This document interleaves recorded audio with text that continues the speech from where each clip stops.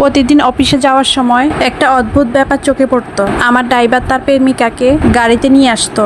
প্রথম দিকে ব্যাপারটা গুরুত্ব দেইনি, ভাবতাম এতে তো আমার ক্ষতি হচ্ছে না। কিন্তু সেদিন সবকিছু বদলে গেল। সকালটা অন্য দিনের মতোই ছিল। আমি গাড়ির দরজা খুলে উপরে উঠতে যাচ্ছি, হঠাৎ চোখে পড়লো পিছনের নির্দিষ্ট সিটে একটা কাগজ আটকে রাখা, লেখা শুধু কুকুরদেরই এখানে বসার অনুমতি আছে, অন্যদের উঠা নিষেধ। মুহূর্তে বুকের মধ্যে মোচড় দিয়ে উঠলো। কাগজটা ছিঁড়ে ফেললাম, চোখে প্রচন্ড রাগ। ড্রাইভারকে জিজ্ঞেস করলাম এর মানে কি। সামনের সিটে বসে থাকা সেই মেয়েটা তার প্রেমিকা হঠাৎ ঘুরে আমার দিকে তাকালো। সে এমন ভাবে আমার দিকে তাকালো মনে হয় আমাকে গিলে খাবে। সে ঠান্ডা গলায় বলল, পড়তে পারো না? প্রতিদিন আমার বয়ফ্রেন্ডের গাড়িতে উঠে পড়ো, লজ্জা লাগে না? টাকা না থাকলে উবার ডাকো, না হলে বাসায় বসে থাকো। তোমার মতো ফ্রি মানুষগুলা নিলে আমার অসহ্য লাগে। আমি একদম জমে গেলাম, যেন মাথার ভিতরে সব শব্দ থেমে গেছে। তখনই ড্রাইভার গাড়ি থেকে বের হয়ে আমার কাছে এসে নিচু গলায় বলল, ম্যাডাম ও জানে না আমি আপনার ড্রাইভার। ও খুব পজিটিভ তাই এসে বলছে।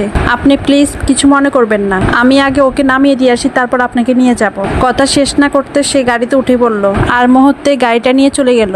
আমার গাড়ি, আমার নিজের গাড়ি। তারা পালিয়ে গেল। আমি রাস্তায় দাঁড়িয়ে কাঁপতে লাগলাম। কিছুক্ষণ পর নিজেকে সামলিয়ে ফোন বাই করলাম, তারপর পুলিশকে কল করলাম। হ্যালো, আমার গাড়ি চুরি হয়ে গেছে, আমি লোকেশন পাঠাচ্ছি, দয়া করে আপনারা দ্রুত আসুন। আমি একজন বড় কোম্পানির সিইও, অথচ আমাকে আজ বলা হয়েছে ফ্রি রাইড নেওয়া মেয়ে। এর চেয়েও হাস্যকর হচ্ছে গাড়িটা আসলে আমারই। প্রায় 20 মিনিট পর পুলিশ এলো। আমি কিছু বলার আগেই ড্রাইভার গাড়ি নিয়ে ফিরে আসতেছে। তার মুখ ফ্যাকাশে। সে বলতেছে, কি হয়েছে ম্যাডাম? পুলিশ কেন ডেকেছেন? আমি চুপ করে রইলাম। পুলিশ তাকে জিজ্ঞাসা করলো, আপনি কি গাড়িটা অনুমতি নিয়ে চালিয়েছেন? ড্রাইভার রাজু একদম কেঁদেই ফেললো। না স্যার, ভুল বুঝাবুঝি হয়েছে, আমি ম্যাডামের ড্রাইভার, শুধু আজ একটু দেরি হয়েছে। তারপর সে আমার কাছে এসে ফিসফিস করে বলল, ম্যাডাম আমার বাবার কথা ভেবে এবারের মতো মাফ করে দেন। উনি তো আপনাদের এখানে অনেক বছর কাজ করেছে। ওর বাবার কথা মনে পড়তে মনটা নরম হয়ে গেল। সেই লোকটা খুব ভালো মানুষ ছিল। ওনার অনুরোধে তার ছেলেকে কাজ দিয়েছিলাম। আমি পুলিশকে বললাম, ঠিক আছে, কোনো মামলা দিব না। সেদিনের পর কয়েকদিন সবকিছু ঠিকঠাকই চললো। তারপর শুরু হলো দেরি করা। অজুহাত দেয়া একদিন ফ্রাইডে ছিল। আমি আমার গ্রামের বাড়িতে যাওয়ার সিদ্ধান্ত নিলাম। তাকে ফোন করাতে সে বলল গাড়ি গ্যারেজে আজ সম্ভব না। আমি কিছুই বললাম না, আমি নিজেই চলে গেলাম।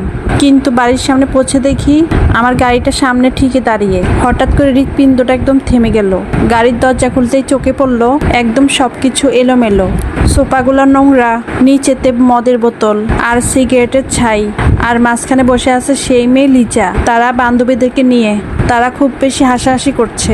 তোর বয়ফ্রেন্ড তো দারুণ রে, এত বড় বাড়ি, কালকে তোকে দেখবো, তুই মালকিন হয়ে গেছিস। তখনই লিজা আমাকে দেখতে পায়। সে উঠে এসে এক ঝটকায় আমাকে একটা থাপ্পড় মারলো। আমাকে বলতেছে, তুই এখানে কেন? আমার বয়ফ্রেন্ডে কি ফলো করতে এসেছিস? চরের শব্দে একদম স্থির হয়ে গেল। আমি একদম দাঁড়িয়ে আছি অপমান হয়ে। কিন্তু এবার আর চুপ থাকার মতো মানুষ আমি নই। সো আসসালামু আলাইকুম, সবাই কেমন আছেন? গল্পের দ্বিতীয় পার্টটা যদি চান তাহলে কমেন্টে বলেন। আপনারা যদি বেশি বেশি কমেন্ট করেন তাহলে আমি বলবো। সো আজকে এতটুকু। সবাই কোন জেলা থেকে দেখতেছেন আমাকে কমেন্টে বলবেন। আর আপনাদের কাছে ভালো লেগে থাকলে একটা শেয়ার চাই। আল্লাহ হাফেজ।